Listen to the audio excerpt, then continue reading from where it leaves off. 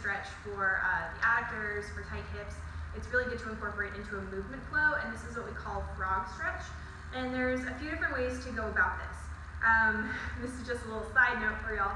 This is one of those stretches at the gym that you just don't make eye contact with anybody and you kind of like get yourself back against a wall, kind of like I am today. It's just a little awkward, but trust me. So what I'm looking for is when we really want to feel the adductors kind of stretch and let go here, there's, like I said, a few different ways to go about this. We're going to start by driving our knees apart as far as we can. So that being said, it shouldn't cause you extreme pain. There's going to be some discomfort, but it shouldn't cause you extreme pain. If you're getting a searing pain, a sharp pain, bring your knees in a little bit and just start from there. So don't try to over push any kind of stretch. That should just be in general, but especially with this stretch because the adductors are sensitive. So two different ways to go about this. One is to kind of end up in the position I'm in, where my torso is upright, my hips are pointed towards the floor, my knees are spread apart, and my feet are behind me. Now I can change the angles of my feet, and that changes kind of where I'm going to feel the stretch.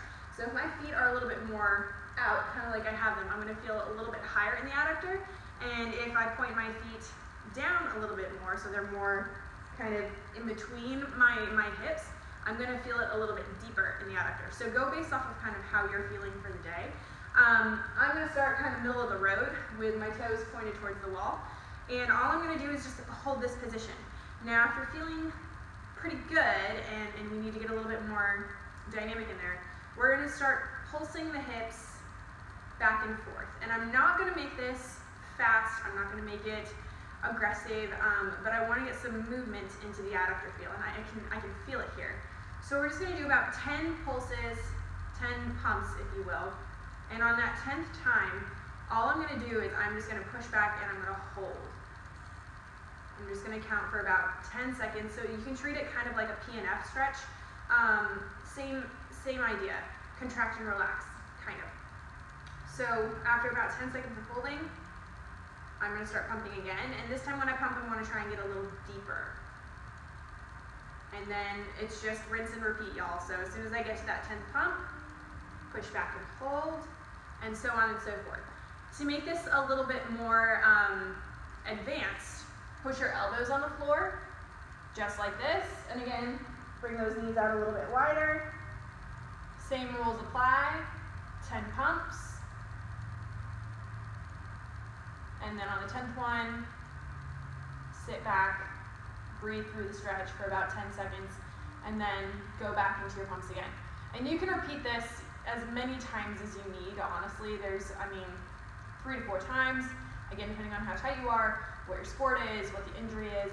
I like the sweet spot of about 4 times to repeat just to feel really, really good, especially if I'm taking myself through a hip flow. If you're a beginner and you've never done anything like this stretch before, I really like taking it back even one more step and starting with one leg out to the side and doing the same kind of thing. So just pumping, and again, allowing yourself to get a little deeper into that stretch every time, and then on that 10th pump, just sitting. So this kind of takes the stress off of doing both legs at the same time, but now I can just kind of concentrate on one at a time and go through it that way.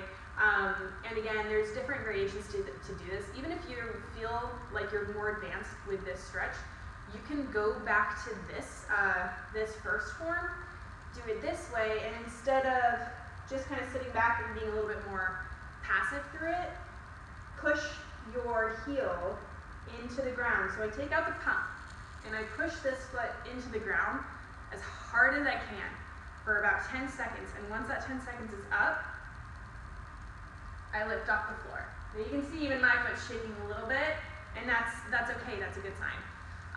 So that is our frog stretch.